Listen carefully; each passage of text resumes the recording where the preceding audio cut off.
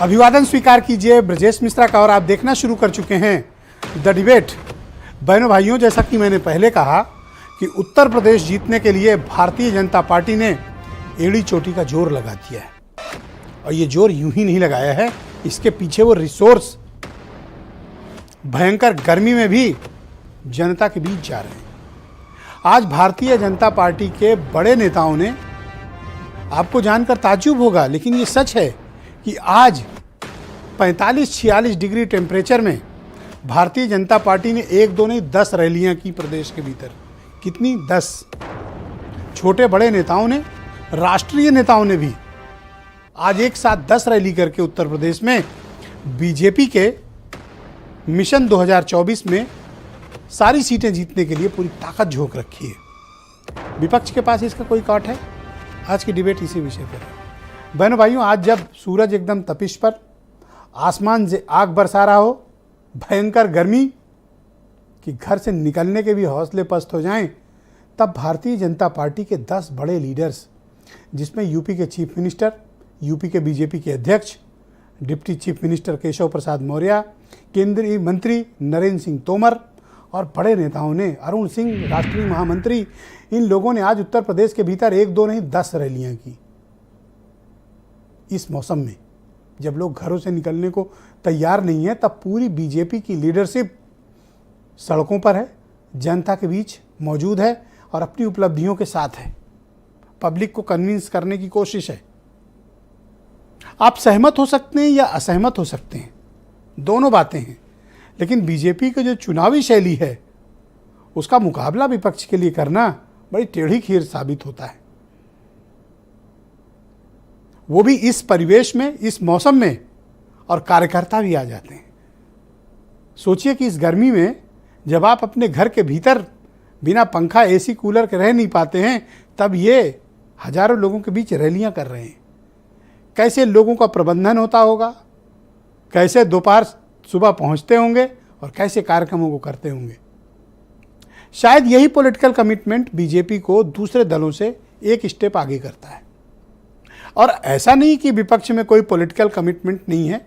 इस भरी गर्मी में और जब इस आसमान से आग बरसाती धूप के बीच समाजवादी पार्टी भी काम कर रही है और दल भी काम कर रहे हैं, लेकिन बीजेपी बहुत आक्रामकता के साथ चुनाव लड़ रही है। आज मैं ये बताना चाहता हूँ कि मौसम की परवाह नहीं, रिसोर्स की कमी नहीं, जनता के बीच जाना है, अपनी बात कहना है।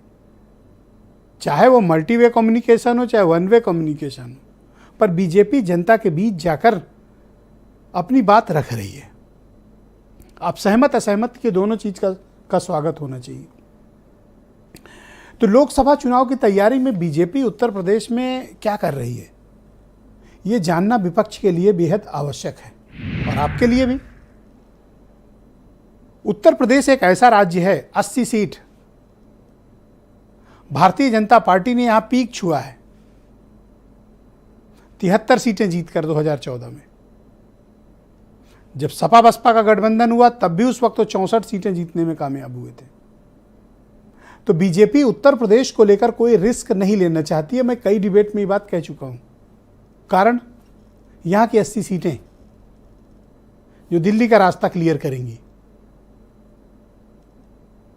वरना कोई कारण नहीं है कि इस मौसम में बीजेपी के लीडरान जनता के बीच हैं।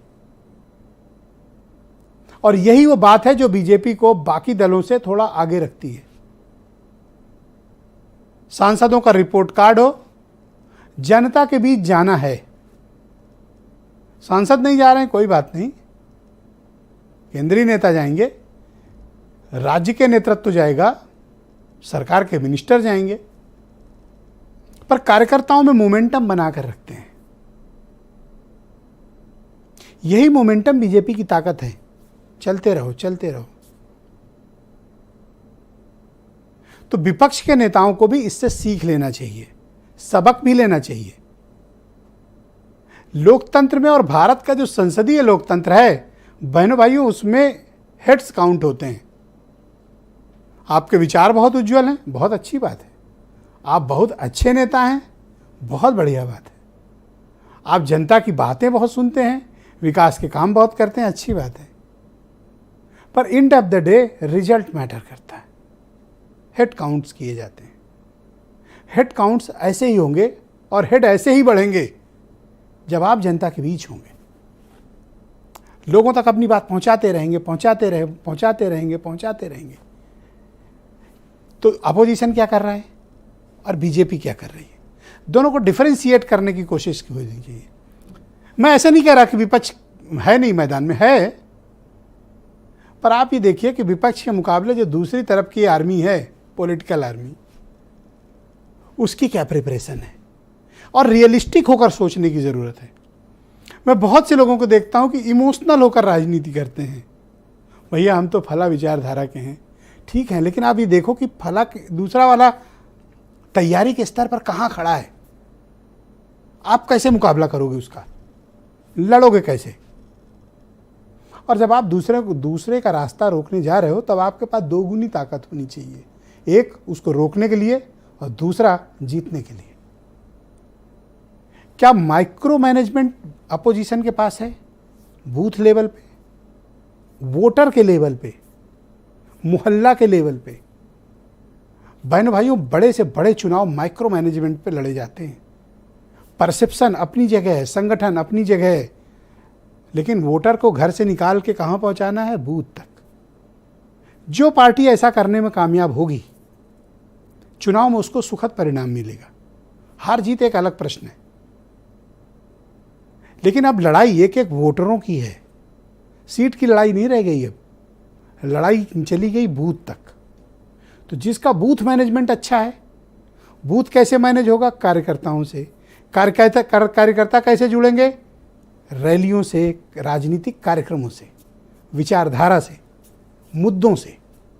कब पहुंचेगा? जब आप उनके बीच सतत प्रक्रिया अपनाते हुए उनके पास मौजूद होंगे।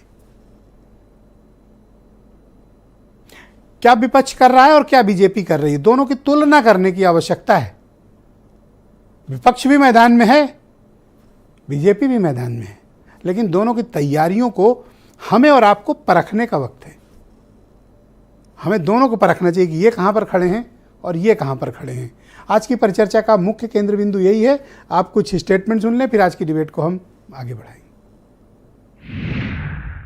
उत्तर प्रदेश के मुख्यमंत्री, उत्तर प्रदेश के वरिष्ठ कैबिनेट मंत्री, उप मुख्यमंत्री और सभी वरिष्ठ नेता केंद्रीय नेताओं के साथ महासंपर्क अभियान में जनता के साथ सीधा संवाद करके लाभार्थियों से संवाद कर रहे हैं कि आज केंद्र सरकार के आने के बाद उनके जीवन स्तर में कैसे परिवर्तन आया है। ये साहस केवल और केवल भाजपा में है, बाकी राजनीतिक दल तो सत्ता में रहते हुए जनता से विमुख हो जाते हैं। पूरे जनपद के 85 लोकसभा पे लोकसभा प्रभारियों को नियुक्त कर दिया गया है।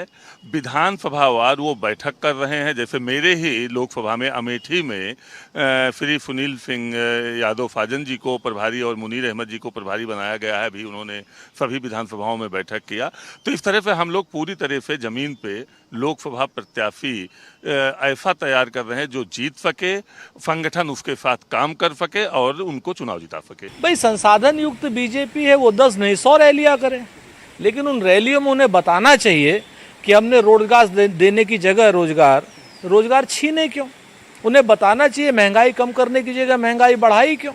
70 रुपए के तेल को 200 रुपए का क्यों किया, दाल को क्यों बढ़ाया, पेट्रोल को क्यों बढ़ाया। इन बातों का जनता को जवाब दें। तो बहनों भाइयों, आज की परिचर्चा को आगे बढ़ा